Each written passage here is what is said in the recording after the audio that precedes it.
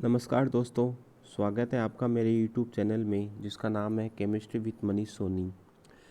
पिछले वीडियो में मैंने आपको विज्ञान की शिक्षण विधियों के बारे में कुछ जानकारी दी थी। उसकी प्रस्तावना जो थी वो मैंने आपको बता दी थी। मैंने बताया था कि शिक्षण विधियाँ 3 प्रकार की होती है। शिक्षक केंद्रित शिक्षण विधियाँ, विद्यार्थी केंद्रित शिक्षण विधियाँ, तकनीकी आधारित शिक्षण विधियाँ। आज के इस वीडियो में मैं आपको एक शिक्षण विधि के बारे में पढ़ाऊंगा और उस शिक्षण विधि का नाम है व्याख्यान विधि। तो सबसे पहली बात, व्याख्यान विधि होती क्या है? तो व्याख्यान विधि एक शिक्षक केंद्रित शिक्षण विधि होती है। व्याख्यान विधि कैसी विधि है? शिक्षक केंद्रित शिक्षण विधि है। शिक्षक केंद्रित शिक्षण विधि है। इसका मतलब क्या है? इसका मतलब ये है कि इस प्रकार की विधि में शिक्षक का जो स्थान होता है वो तो होता है महत्वपूर्ण, और जो छात्र होते हैं उनका जो स्थान होता है वो कैसा होता है? गौण होता है। क्योंकि इस प्रकार की विधि में टीचर क्या करता है? क्लास में जाके किसी टॉपिक की व्याख्या करता है और जो छात्र होते हैं उस व्याख्या को सुनते रहते हैं। तो इसमें छात्र निष्क्रिय होते हैं और टीचर क्या होते हैं? सक्रिय होता है। ठीक है, टीचर सक्रिय होता है और छात्र क्या होते हैं? निष्क्रिय होते हैं। अब ध्यान से सुनिएगा, एग्जाम में क्या क्वेश्चन पूछा जा सकता है। एग्जाम में पूछा जा सकता है कि व्याख्यान विधि के कितने पद हैं। तो याद रखिएगा दोस्तों, व्याख्यान विधि के 3 पद हैं। कितने पद हैं? 3। नंबर 1, व्याख्यान पूर्व तैयारी। टीचर क्लास में किसी टॉपिक की व्याख्या करने जा रहा है, उससे पहले वो उसकी क्या करेगा? तैयारी करेगा। नंबर 2 है अध्यापक द्वारा व्याख्यान। टीचर ने उस टॉपिक की स्टडी कर ली, घर पे उसकी तैयारी कर ली, अब वो क्लास में जाके उस टॉपिक की क्या कर देगा? व्याख्या कर देगा। बच्चे उसको क्या करते रहेंगे? सुनते रहेंगे। और तीसरा जो पद है वो है छात्रों द्वारा संग्रहण। टीचर जिस भी टॉपिक की जो भी व्याख्या कर रहा है, छात्र उसको क्या करेंगे? संग्रहित करेंगे। ठीक है, अब नोट लगा के एक बात लिखी हुई है, ध्यान से देखिएगा। यह एक ऐसी विधि है जिसमें मूल्यांकन नहीं किया जाता। क्या मतलब है इस बात का? मतलब ये है कि टीचर क्लास में पढ़ाता जा रहा है, व्याख्या करता जा रहा है, वो किसी भी छात्र को खड़ा करके कोई प्रश्न नहीं पूछेगा कि क्या तुझे समझ में आ रहा है या नहीं आ रहा, मैंने अभी क्या पढ़ाया। मतलब टीचर क्लास में जाके क्वेश्चन पूछता है ना बीच बीच में, इस प्रकार के क्वेश्चन इस विधि में नहीं पूछे जाते। ठीक है, टीचर ने पढ़ा दिया, बच्चों ने सुन लिया, बस। इसके अलावा इसके अंदर कोई काम नहीं होता। यानी यह एक ऐसी विधि है जिसमें मूल्यांकन नहीं होता। मूल्यांकन नहीं होने का मतलब आप समझ गए होंगे कि क्लास में बच्चों से किसी प्रकार के कोई सवाल नहीं पूछे जाते। बच्चों को समझ में आ रहा है तो ठीक, और समझ में नहीं आ रहा तो भी ठीक। इस प्रकार का मेथड कुछ इसके अंदर अपनाया जाता है। अब बात करते हैं व्याख्यान विधि के गुण क्या हैं। हालांकि विधि इतनी अच्छी नहीं है, इसके काफ़ी दोष हैं, लेकिन कुछ इसके गुण भी हैं। सबसे पहली बात, सबसे पहला गुण है कि यह सूक्ष्म एवं सरल विधि है। टीचर के लिए बहुत आसान काम है, बच्चों के लिए नहीं होगा, लेकिन टीचर के लिए कैसा काम है? आसान। और सूक्ष्म विधि के मतलब बहुत छोटी विधि है। ठीक है, सूक्ष्म और कैसी विधि है? सरल विधि है। नंबर 2, यह तीव्र गति से चलने वाली विधि है।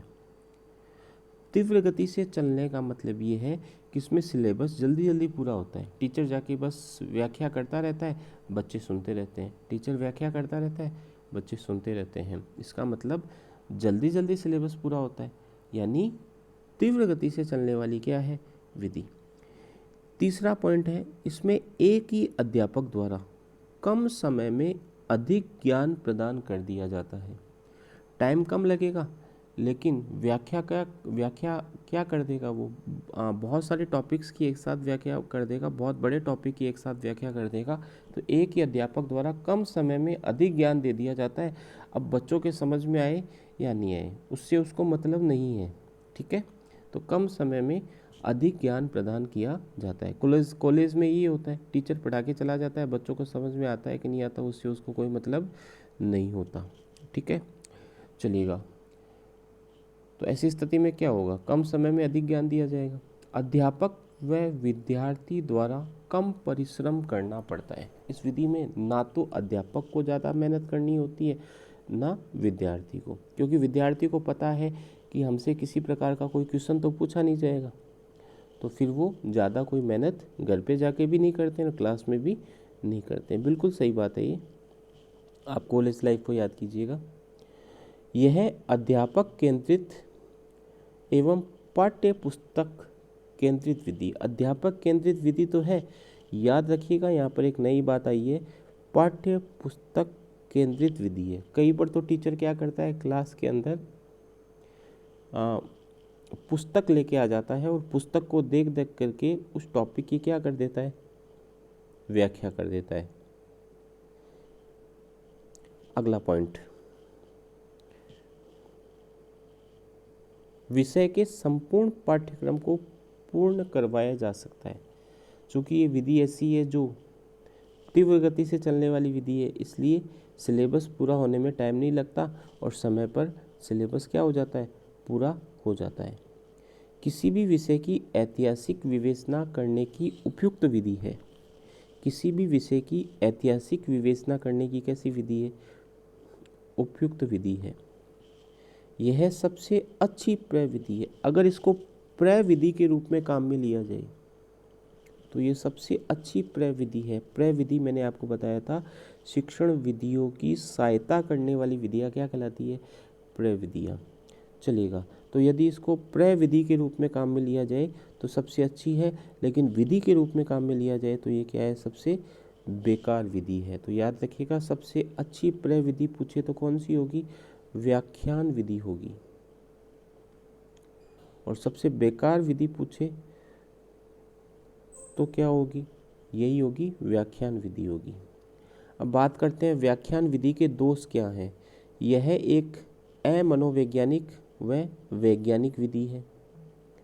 नंबर 2, अध्यापक केंद्रित विधि है।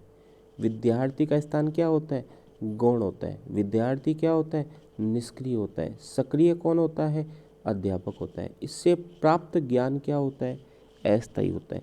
छात्र क्या करता है, टीचर के द्वारा दी गई व्याख्या को सुनता है, की गई व्याख्या को सुनता है, और जो वो बता रहा है उसको अपने दिमाग में स्टोर करने की कोशिश करता है, लेकिन वो जो ज्ञान है वो ज़्यादा लंबे समय तक उसके दिमाग में टिक नहीं पाता, यानी वो ज्ञान क्या होता है, अस्थायी होता है। यह रटने की प्रवृत्ति पर बल देती है, क्योंकि व्याख्यान विधि में ज़्यादा समझाया नहीं जाता, सिर्फ व्याख्या की जाती है। इसका मतलब छात्र को लगता है कि मुझे रटना ही है, तो रटने की प्रवृत्ति पर क्या दे रही है, ये विधि बल दे रही है। विद्यार्थियों को कोई महत्व नहीं दिया जाता। मैंने आपको शुरू में बता दिया, समझ में आए तो ठीक, नहीं समझ में आए तो और भी ठीक। इस प्रकार का कुछ मेथड इसके अंदर अपनाया जाता है। बालकों की स्मरण शक्ति को छोड़कर शेष सभी बौद्धिक क्षमताएं विकसित नहीं हो पाती हैं। केवल रटने की प्रवृत्ति होती है ना, वो तो बढ़ती जाती है, बाकी कोई भी बौद्धिक क्षमता विकसित नहीं होती।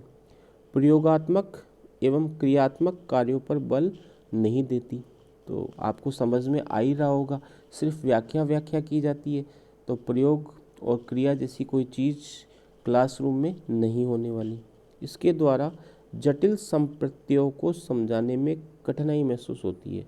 अब इसमें एक समस्या ये है कि मान लो कोई ऐसा टॉपिक आ गया जो बहुत जटिल है, संप्रत्यय का मतलब यहाँ पे टॉपिक से आप मान सकते हैं, बहुत जटिल कोई टॉपिक आ गया तो क्या होता है, टीचर को समझाने में कठिनाई महसूस होती है, क्योंकि व्याख्या करने से थोड़ा समझाना क्या हो जाता है, कठिन हो जाता है। बालकों का संप्रेषण कौशल का विकास नहीं हो पाता, संप्रेषण कौशल का विकास नहीं हो पाता। अंतःक्रिया का अभाव होता है। अंतःक्रिया का क्या होता है, अभाव।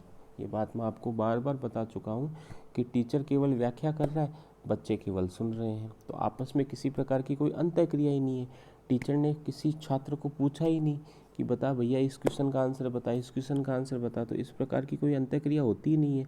सिर्फ टीचर पढ़ाता है, बच्चे सुनते हैं, बच्चे के समझ में आए तो ठीक, नहीं आए तो और भी ठीक। यह विधि स्कूल स्तर पर उपयोगी नहीं होती। स्कूल में ऐसी विधि काम की नहीं है, स्कूल में ऐसी विधि काम की नहीं है। कॉलेज स्तर पर ये विधि क्या है, उपयोगी। तो याद रखिएगा, व्याख्यान विधि कॉलेज लेवल पर तो अच्छी है, लेकिन स्कूल लेवल पर ये विधि बिल्कुल भी काम की नहीं है। तो ये कौन सी विधि थी, व्याख्यान विधि थी। तो व्याख्यान विधि को आप अच्छे से पढ़िएगा, वीडियो को 2-3 बार देखिएगा, ताकि ये विधि आपको अच्छे से याद हो जाए और उस विधि में से आने वाला क्वेश्चन रीट एग्जाम के अंदर आप सॉल्व कर सके। यदि आपको वीडियो अच्छा लगा हो तो लाइक कीजिएगा, शेयर कीजिएगा, और यदि आप वीडियो को पहली बार देख रहे हो, मेरे चैनल पे पहली बार आए हो, तो चैनल को सब्सक्राइब ज़रूर कीजिएगा। धन्यवाद।